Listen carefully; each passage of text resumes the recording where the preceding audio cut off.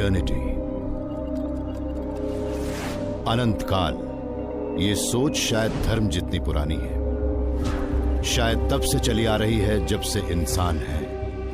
मगर क्या modern science हमें समय के अंत के बारे में बता सकता है? क्या ये ब्रह्मांड एक कॉस्मिक एपोकलिप्स से खत्म होगा? क्या समय की टिक टिक कभी नहीं थमेगी? या फिर इटर्निटी का अंत होगा?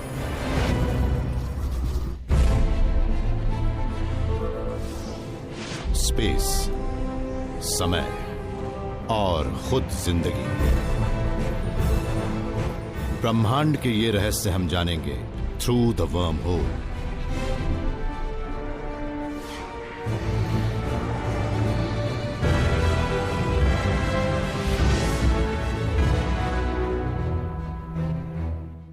कयामत या एपोकलिप्स। मुस्लिम्स, क्रिश्चियंस और ज्यूस के मुताबिक ये वो दिन है जब दुनिया हमेशा के लिए खत्म हो जाएगी। मगर आज के फिजिसिस्ट्स कयामत के बारे में अपनी अलग राय रखते हैं। असल में कई अलग अलग राय हैं। कोई कहता है सूरज पृथ्वी को निगल जाएगा, तो कोई मानता है हमारा ये स्टार ब्लैक होल में चला जाएगा, हमारी गैलेक्सी एक दूसरी गैलेक्सी से जा टकराएगी।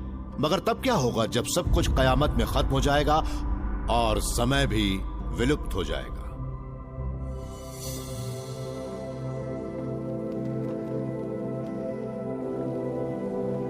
मैं उस वक्त बहुत छोटा था जब मेरी दादी गुजर गई।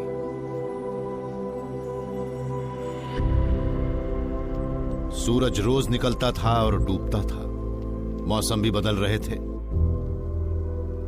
मैं अक्सर सोचता था कि क्या मेरी दादी का वक्त सचमुच खत्म हो गया था। मैं सोचता था कि जब ब्रह्मांड अपनी चाल से चल रहा है, फिर वक्त कैसे खत्म हो सकता है? एंशिएंट ग्रीक्स और इजिप्शियंस इटर्निटी को समय से पार की जगह मानते थे। वो मानते थे कि समय एक विशाल गोला है जो रोज बरोज उगते ढलते सूरज और बदलते मौसम का आईना है। मगर आज हमने वक्त के उस गोले को एक लाइन में बदल दिया है जो हमारे बीते कल से आने वाले कल तक जाती है। अब हमें यह पता लगाना है कि यह लाइन लगातार बढ़ती जाएगी या फिर कहीं खत्म भी होगी। लगता है कि शायद यह इटर्निटी की गुत्थी हमारे ही दिमाग की उपज है।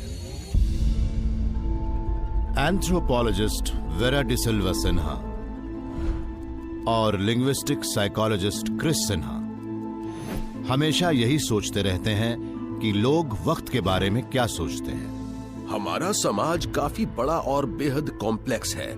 हमारे पास अगर कैलेंडर या घड़ी ना हो तो हम शायद कुछ कर ही ना पाए। इस तरह हम टाइम कॉन्सेप्ट्स और वक्त को मापने के तरीके को कॉग्निटिव टेक्नोलॉजी कहते हैं। ये टेक्नोलॉजी है हमारे दिमाग की। मगर क्रिस और वेरा ने पाया कि दुनिया में हर जगह समय को इसी तरह से नहीं देखते। इसका पता उन्हें एक दुर्लभ अमेजोनियन ट्राइब के लैंग्वेज और कल्चर की स्टडी करने पर लगा। वो थे एमनडावा लोग। अमनडावा लोग ब्राजील के एक राज्य होंडोनियो में रहते हैं और 1984 में ब्राजील की सरकार ने उनसे कांटेक्ट किया था। अमनडावा लोगों के पास ना तो कैलेंडर होता है ना ही घड़ी होती है।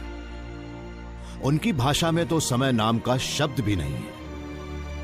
अगर आप एमोंडावा लोगों के मुताबिक समय की बात करेंगे तो वो ज्यादा से ज्यादा सूरज होगा, या फिर वो बरसात या गर्मी के मौसम के बारे में कहेंगे।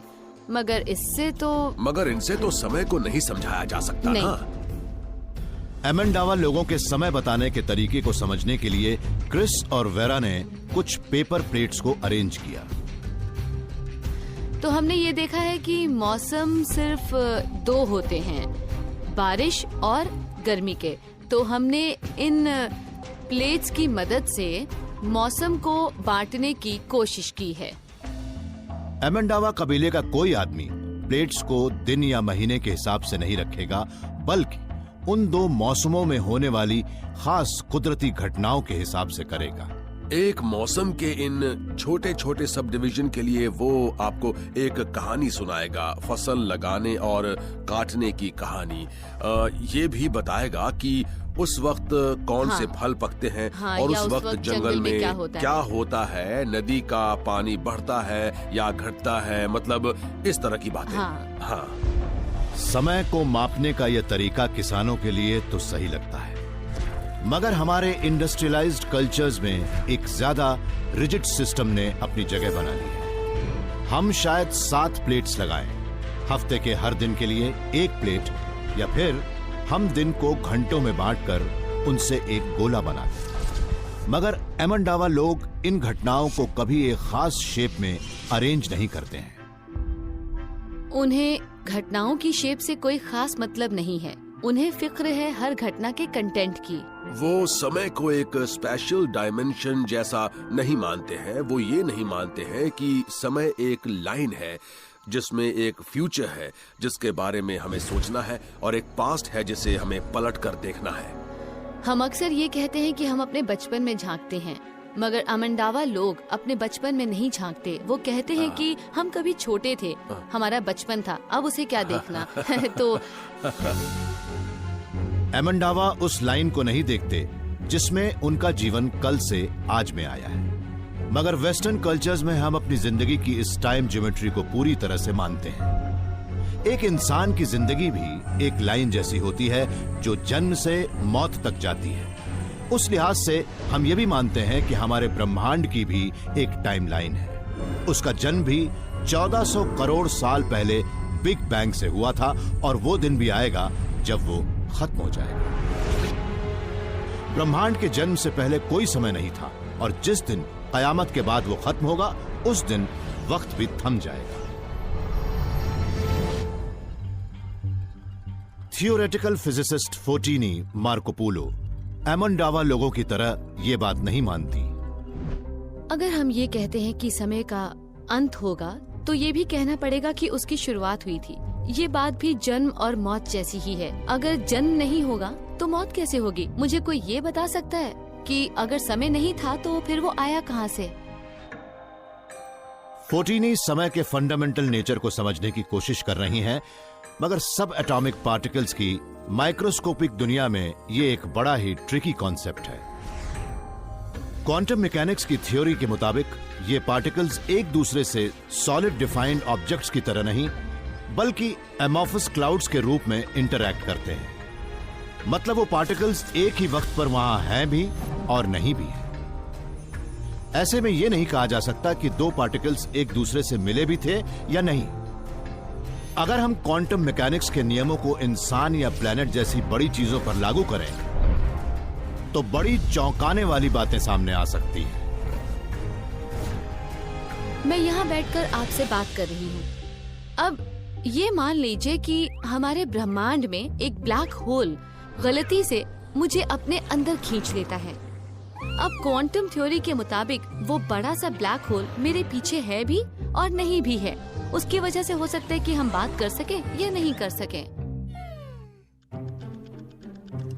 कई क्वांटम फिजिसिस्ट्स किसी घटना के होने की इस अनसर्टेनिटी का तर्क देते हुए कहते हैं कि समय हमारे ब्रह्मांड में एक फंडामेंटल चीज हो नहीं सकता। हमने उसकी कल्पना की है, मगर अल्बर्ट आइंस्टाइन इन क्वांटम मैकेनिक्स से सहमत नहीं थे। वो मानते थे कि समय तो ब्रह्मांड की फैब्रिक में अच्छी तरह से बुना हुआ है। उनके समर्थकों का कहना है कि स्पेस एंड टाइम का जन्म भी बिग बैंग के साथ ही हुआ था। मगर फोर्टिनी मानती हैं कि समय के बारे में ये दोनों ही बातें गलत हैं। उनका कहना है कि समय सच है और इटर्नल है, मगर इसे मानने के लिए हमें स्पेस को रीइमेजिन करना पड़ेगा। चलिए मान लेते हैं कि ये स्पेस है, वो दुनिया जिसमें हम रहते हैं, और ये जो लाल तारे हैं ये बाकी सब चीजें हैं।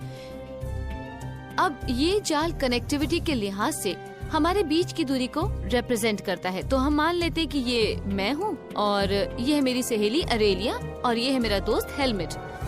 अब मुझे 1 2 3 4 5 6 कदम चलना पड़ेगा अरेलिया तक पहुंचने के लिए, और फिर 1 2 3 4 5 6 7 8 9 10 11 12 13 14 15 कदम चलकर हेलमेट तक पहुंचना पड़ेगा। मगर बिग बैंग के बाद स्पेस का जाल इस तरह से नहीं फैला था। मुमकिन है कि जब ब्रह्मांड बना था तब मैं हेलमेट से सिर्फ 1 कदम की ही दूरी पर रही हूँ, और ये दोनों तब मिले जब सब कुछ एक दूसरे से इस तरह से मिल गया था। उस बेहद गर्म और डेंस बिग बैंग के बाद सब कुछ सिमटकर एक पॉइंट पर आ गया था। तब स्पेस की बात बेमानी थी, मगर फोर्टिनी का दावा है कि समय उस वक्त भी था। अगर हम स्पेस को भी हटा दें तो समय को नहीं हटा सकते। समय तो पहले भी था और वो हमेशा के लिए रहेगा भी। अगर फोर्टिनी सही है तो जाहिर है वक्त कभी नहीं थमेगा। मगर एक साइंटिस्ट को इटर्नल यूनिवर्स की बात हजम ही नहीं हो रही। उनका कहना है कि अगर वक्त खत्म ही नहीं होगा तो फिर हमारे वजूद का कोई मतलब ही नहीं है।